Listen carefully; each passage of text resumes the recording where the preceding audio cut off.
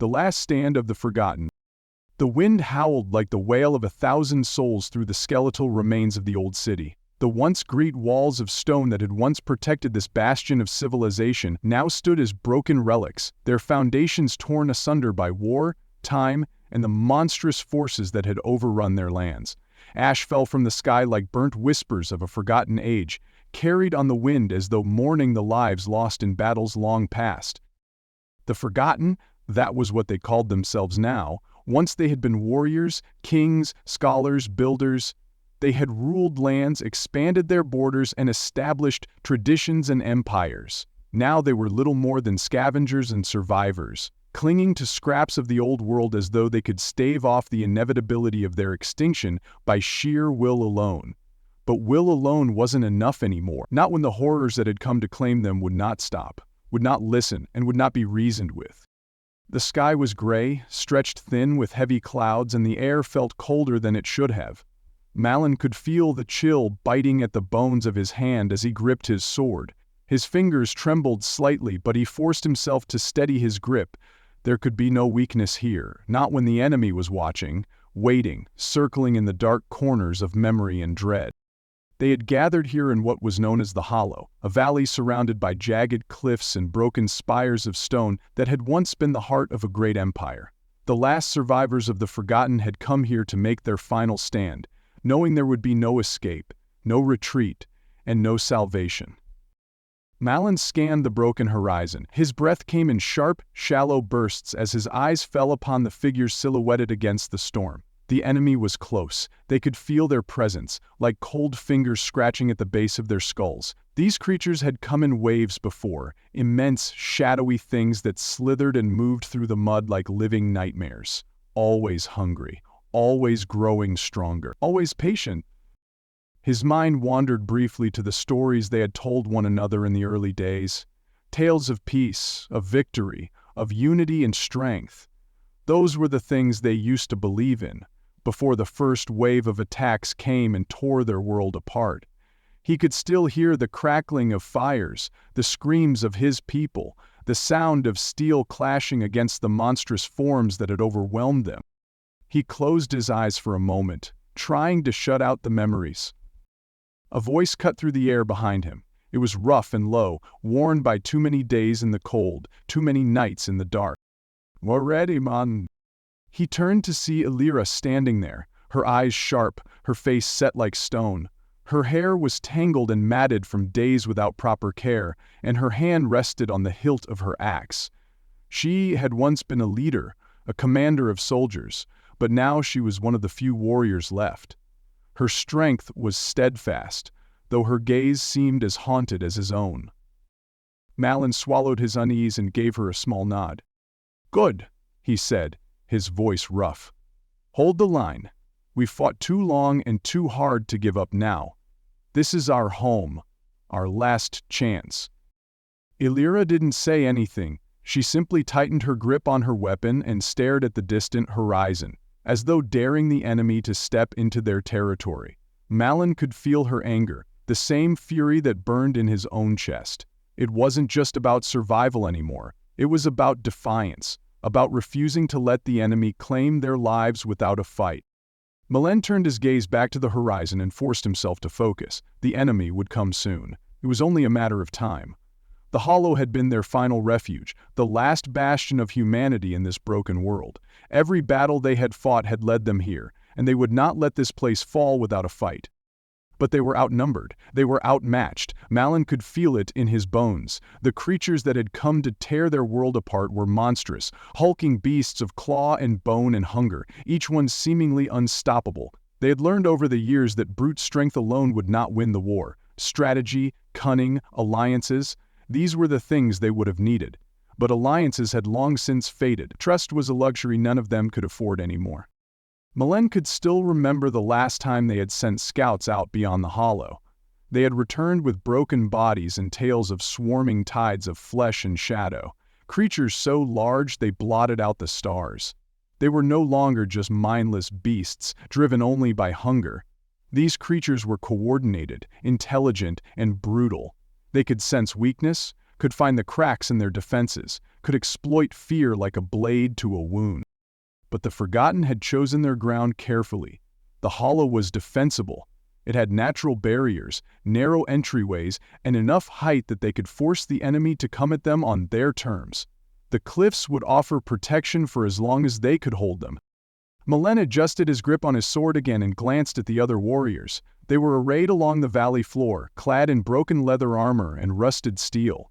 Some of them stood with bows, others wielded spears and swords, their bodies shaking from exhaustion, but their gazes fierce. These were the last remnants of humanity. They were strong, yes, but were they strong enough? It wasn't just strength that Malen worried about. Hope was fading. He could see it in their eyes, the way their shoulders slumped, the way their hands clung to their weapons without much conviction. Hope was what had brought them this far, but hope was fragile.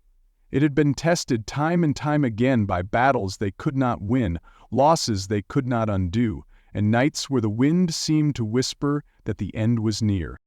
Malen breathed deeply, trying to force doubt from his mind. He couldn't let it consume him.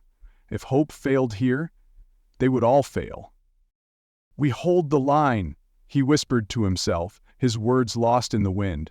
"We stand until the end." Alira stepped closer to him, her voice low. "I'm coming," she said, her eyes narrowed. "I can feel it. They always do." Before he could reply, the sound came. It was low at first, the distant sound of feet on stone, of breathing like the groan of iron and bone. It grew louder as they drew closer, the ground shaking beneath their feet with each step, and Malen knew that the battle was here. His heart pounded in his chest as he gripped his sword tighter. There would be no turning back. The enemy would come in waves. They always did. And so they prepared. The warriors of the Forgotten braced themselves, their hands steadying their weapons, their eyes fixed on the dark shapes moving toward them through the mist. Malen could see their outlines, twisted, massive forms, their limbs spindly and writhing as though born of shadow and hunger. They had come here with every intention of tearing them apart, to destroy the last remnant of a broken people. But Malen would not let them. Not without a fight. They had come to the hollow for one last stand, and by the gods, they would make it count. Whispers of the ancient threat. The night had fallen like a shroud, covering the hollow in deep shadows and cold winds. The fires burned low now, their orange glow dancing weakly against the gray fog that clung to the valley's cliffs. Malen sat by one of the dying embers, his sword resting across his lap. The fight at the hollow had been brutal.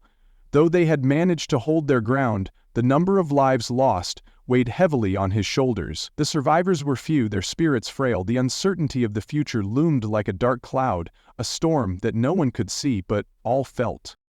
Malen stared into the fire, his mind restless. His thoughts were not just on their fight or their dwindling numbers. They were on the ancient whispers. Stories his father had told him as a child, tales that had always seemed like distant myth, but had become far too real in recent years. "Ancient ones wait in the dark," his father had said, his voice low and steady. "They hunger for the blood of worlds, and they never forget." Now those words clawed at his mind, gnawing at the edges of his thoughts. His father had spoken of an ancient threat, a race of creatures, older than time itself, that came in waves to devour civilizations, to break worlds and leave nothing but ruin. Malen used to think they were only stories, relics of old fear, but the arrival of the monstrous enemies that had ravaged their world had proven otherwise. He could still remember the first time he saw one. It was years ago, before his father passed, when the first incursions began. A hulking beast with limbs like obsidian tendrils, a body covered in scales that shimmered in the moonlight. Its eyes glowed, glowing pits of amber fire, and even now, the memory made his blood run cold. The beasts were real. They had come from the shadows, from the depths of forgotten lands and ancient ruins. The others were sleeping, though their rest was shallow and uncertain. Alira sat across the fire from him, her axe still in hand, her expression as unreadable as ever. She wasn't one to dwell on stories or myth, but even she had felt the presence of these creatures, their cold touch on the wind and in the earth. Malen leaned back on the rock he was sitting on, staring at the glowing embers. His father's stories came back to him, clearer now. There had always been whispers of ancient threats, of shadowy monsters, forgotten curses, and unspeakable power. But what did it mean? How did these things come to be? And more importantly, how did the Forgotten hope to fight something that felt so vast, so ancient, and so inevitable? The sound of footsteps brought him out of his thoughts, a soft shuffle of leather boots against dirt and stone. He turned his head and saw a figure approaching. It was an old man, his hair thin and gray, his face weathered with age and hardship. His name was Varun, a scholar and historian, one of the few in the hollow who still searched for answers. His eyes gleamed with the sharp light of the fire as he stepped closer. "Couldn't sleep either, huh?" Varun said in his usual raspy voice. Malen looked up at him and gave a small nod. "Too much on my mind," he said quietly. Varun knelt by the fire, his eyes reflecting its warmth as he drew closer. "You're troubled by the old stories," he said. His voice was knowing, not accusatory, and it brought Malen's gaze fully to him. Malen hesitated for a moment before speaking. "My father used to speak of them, the ancient ones, the monsters, the things that came from shadow and hunger." Baran's face fell slightly, his brow furrowing. "They are not stories, Malen," he said. His words came heavy with certainty. "They are real. They have always been real." Malen drew in a deep breath. "But why now? What woke them? Why are they attacking us? There has to be a reason." Baran was quiet for a moment. He looked into the fire, as though searching the embers for the right words. "The ancient ones are not creatures of reason," he finally said. "They are entities, timeless beings, older than any recorded history. They do not need reasons. They act because that is what they were made to do." "But they didn't always hunt us, did they?" Malen pressed. Varen looked up at him, his eyes grave. "No. They came from the depths of the old world, from places buried and forgotten. Some say they were created, not born. They are manifestations of hunger, of primal rage, of chaos. But this is not just idle speculation. We know that they have always returned when worlds are vulnerable, when civilizations fall. They have been here before, Malen, long before your time, long before mine." Malen's hand tightened on his sword. His thoughts swam. "You speak of ancient times as though you've seen them yourself," he said. Varun shook his head slowly. "I have not seen them, but I have seen their effects, ruins, bones, and shadows, the ancient ruins that dot the landscape, the symbols etched into stone. They tell a story, Malen. They whisper a tale of conquest, of extinction, of worlds broken by the ancient ones." Malen leaned back further, his brow furrowed. "So we're supposed to fight something like this with steel and fire? How can we stand against a force like that?" Varen's gaze lingered on the fire for a moment, and then he looked at Malen again. His words came low but firm. "We stand because we must. The ancient ones do not know surrender. They do not know retreat. They will hunt until there is nothing left, unless we find a way to stop them. The answer will lie in their origins, in understanding how they came to be, and finding a way to use that knowledge against them. The Forgotten must learn ancient truths if they are to survive." Malen stared at him. "And you believe you can uncover those truths?" Varen met his gaze. "I believe someone can. The ruins hold the answers, the glyphs, the ancient symbols, the artifacts. They have always been there. We've ignored them for too long, but if we're going to survive, we must uncover them. We must find their purpose, their weaknesses, their history." The wind howled again, tugging at the flames of the fire and making the shadows dance along the cliff walls. Malen looked out toward the dark, where the faint outline of jagged rock met the gray sky. His mind swam with questions. Could they really uncover these secrets? Could they unearth ancient truths that might give them an edge in their fight against these creatures? Or were they doomed to fall before the tide of ancient shadow and hunger? Malin exhaled, shaking his head. His thoughts felt like a whirlwind and the pressure was mounting. He could feel the weight of leadership, the need to inspire hope among his warriors, the need to face these ancient threats head-on, but every step felt impossible. "You must rest, Malin," Baran said, standing slowly. His voice broke through the fog of his thoughts. "We all must. Tomorrow will be another battle, and we will need every shred of strength we have." Malin nodded, though he knew sleep would come difficult. As Varan moved back toward the camp, his words lingered in Malin's mind. The ancient ones. The ruins. The answers. A whisper of ancient truths. But whispers were fragile things, carried by winds and shadows. And in this broken world, truth was never as simple as it seemed. They would need to uncover these truths soon, before hope was completely lost. The winds carried on their howl, and the shadows watched, blood on the horizon.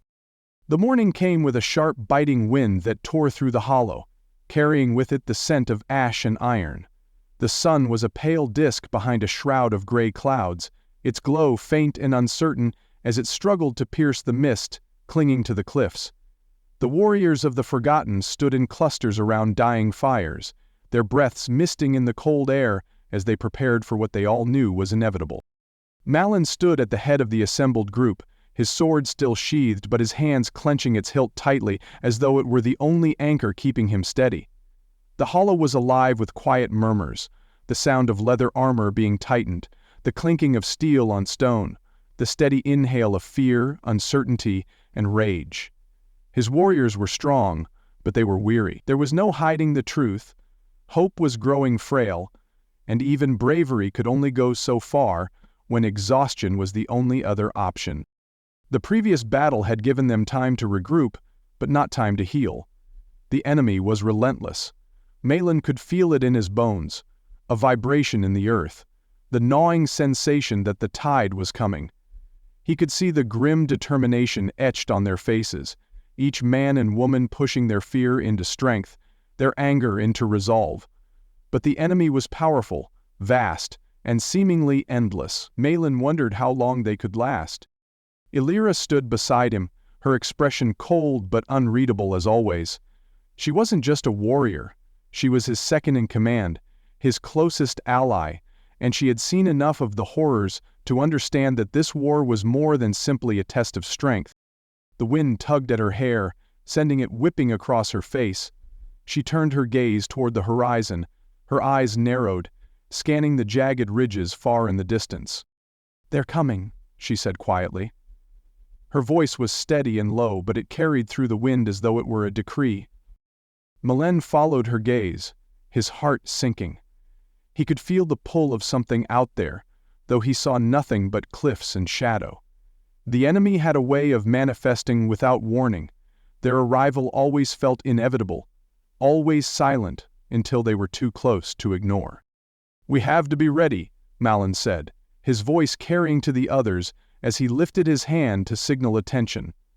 The murmurs and the movement of armor stopped, all eyes turning toward him.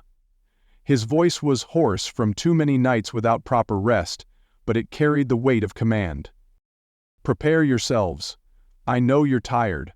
I know that hope feels distant and that the enemy has come time and time again to tear this place apart. But we are the Forgotten. We will not surrender." A small cheer rose from the gathered warriors. Malin could feel their spirits stirring, the push of their energy beneath his words. He would need that, all of it, if they had any hope of surviving the coming onslaught. "We hold the cliffs, we control the ground. We hold this valley until our last breath. But we can't do it by brute strength alone. They are smarter than that. We must use strategy and patience. Illyra and I have discussed this, and we believe we can use the terrain to our advantage. The narrow paths, the ridges, they give us a way to strike at them without exposing ourselves fully." Illyra nodded, stepping forward, her axe in her hand. Her voice rang clear in the cold air. "We'll keep them at bay, one wave at a time. Their numbers are great, but their patience is their greatest weakness.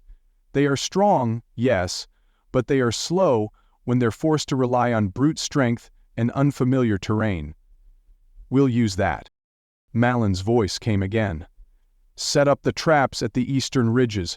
Put the archers in position at the higher points. The enemy will attempt to funnel themselves through the narrow passes. They've done it before.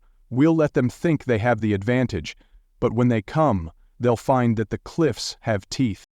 The warriors began to move at his orders, their voices low but steady as they gathered supplies and began making their way to their positions. The smell of wet stone and cold iron filled the air as they prepared their traps, positioned their archers, and set stakes along the cliffs to ensure that any advancing horde would be forced to tread carefully. Malin glanced at Illyra again as they watched the preparations unfold. It's always a waiting game, he said. They come, we wait, we hold. It's the only strategy we've ever had. Illyra sighed, her gaze fixed on the distant horizon. Waiting is always a gamble, Malin. You know that. We're never sure when they'll come, how many they'll send, or what form they'll take this time. Before Malin could respond, the ground shifted beneath their feet. A low, grating vibration made the air hum, and both of them froze. The sound was familiar. A dull, rhythmic noise, as though something vast were moving beneath the earth itself. Malin's chest clenched. His hand tightened on his sword. "Watch the ground," he whispered, his voice low. The sound grew louder, and now it was unmistakable. A rumble. A signal, perhaps. Or perhaps the enemy's advance. The warriors nearby began to look at one another nervously, their weapons in hand, their breaths shallow. "They're here," Illyra said, her voice tight. Malin's heart sank further as he watched the distant cliffs now beginning to stir with shadowy movement. Shapes rose against the misty gray, small and warm and silent. Malin's eyes were awake and her tongue began to chatter. Her mouth trembled, and her eyes dark, looming, monstrous. They were there, the ancient ones, the monsters that had haunted their nightmares and brought ruin to their lands. Their shapes were vast, their limbs broken, twisted, their movements slow yet deliberate. The warriors had only moments to prepare. "Hold your ground," Malin commanded, his voice as steady as he could make it. "Do not break. Not this time." The warriors began to shout, steel clashing as they rallied their strength. The air was electric with the sound of readiness and fear. Malin could feel it in his bones. The enemy was coming fast. Too fast. The wind picked up again, howling as though it were heralding the approach of death. The shadows grew closer, the forms of clawed limbs and monstrous shapes becoming clearer. Malin could feel the weight of the wind, the pressure of the enemy's march, and all he could do was brace himself. Blood would stain the horizon. He could feel it, salvation through the savage. The first charge came with the fury of iron fire and the kind of unyielding rage that could only come from desperation. Malin could feel the energy of his warriors as they surged forward, their war cries tearing through the fog and mist as they rushed to meet the oncoming tide. It was a desperate strategy, but one they had no choice but to employ. The enemy was closing in, and patience would no longer hold them back. The strategy had always been the same: hold the cliffs, fight smart, wait for the enemy to expose their weaknesses. But that strategy had begun to fail. The ancient ones, vast as they were, had grown wise to these tactics, adapting their movements, learning the terrain, and exploiting every misstep. Their numbers were overwhelming, their bodies a mass of bone, claw, and shadow. It was time for something different, something primal, something savage.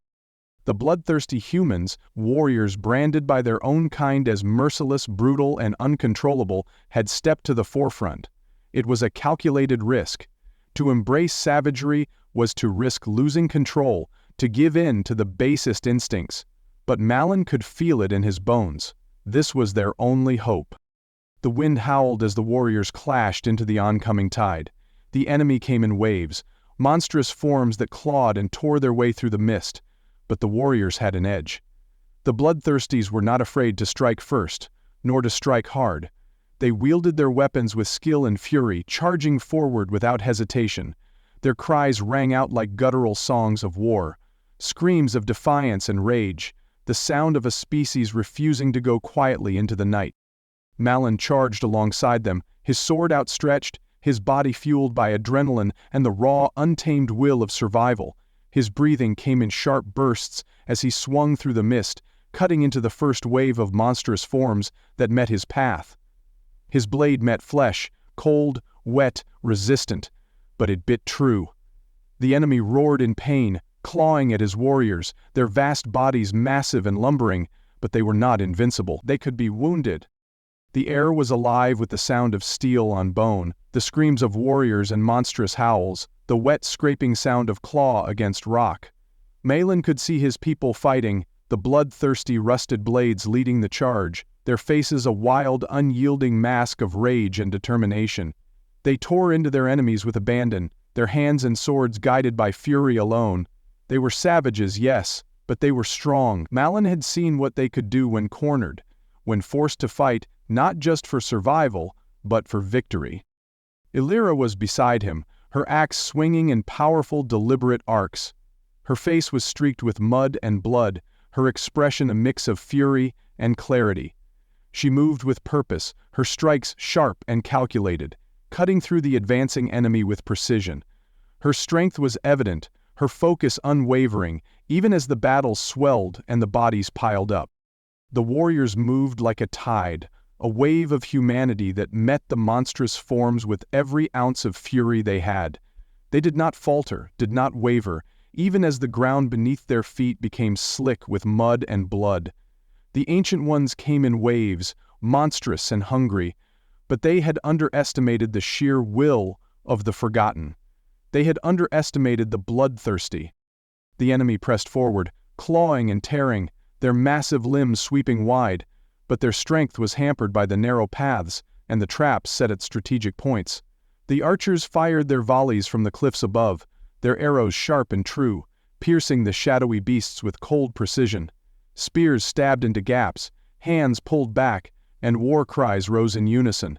Every strike was another blow, another bite into their numbers. But even still, Malin could feel the weight of the enemy's advance. The Bloodthirsty could only do so much. Each warrior fought with the fury of a dying man, but exhaustion would come soon. Malin's breaths came heavier, his body shaking as he fought. His muscles ached with every strike, his heart pounded, his thoughts were scattered. The enemy was too many, too vast, and yet they could not stop. He knew that hope had shifted, that the savage approach could win them this fight, but at what cost? The Bloodthirsty were not noble warriors. They were feared, their methods harsh, their instincts untamed. Could they hold themselves together as long as they fought this way? Could they avoid losing control entirely, succumbing to the very bloodlust they had summoned to give them strength? Malin's sword clashed against another beast as it tried to claw at him. His blade bit into its shoulder and it roared in fury, thrashing violently. He struck again, and the creature collapsed into the mud. Around him, his warriors fought with the same desperate fury. There was no retreat. There was no turning back. They could only fight, and hope that their rage would be enough to turn the tide. "Hold the line!" The Lyra's voice rang out, sharp and commanding.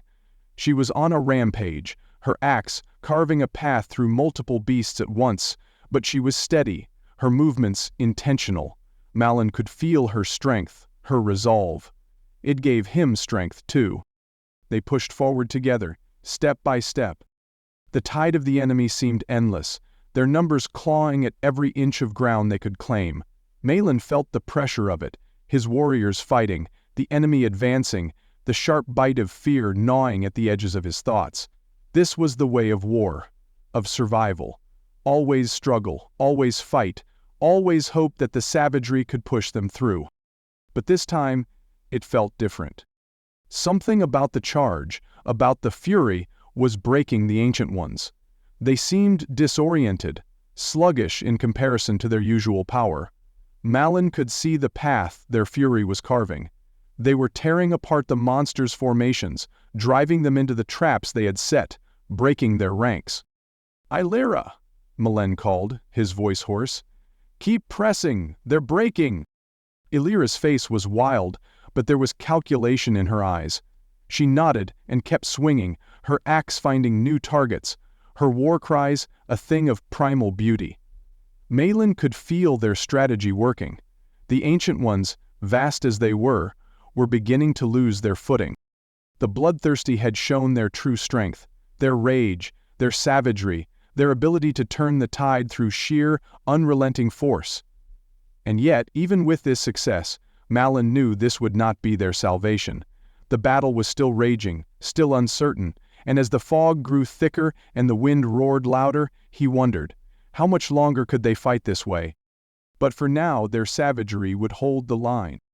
They could not stop, they would not stop. Because salvation was not just a distant hope, it was forged through their fury, through their bloodthirsty will. The fight surged on. Would you like this battle to continue in more depth, focusing on specific warrior moments, Malen's personal thoughts, or shifts in enemy strategy? I can dive even deeper into this scene or expand into aftermath reflections. Let me know how you'd like this to continue.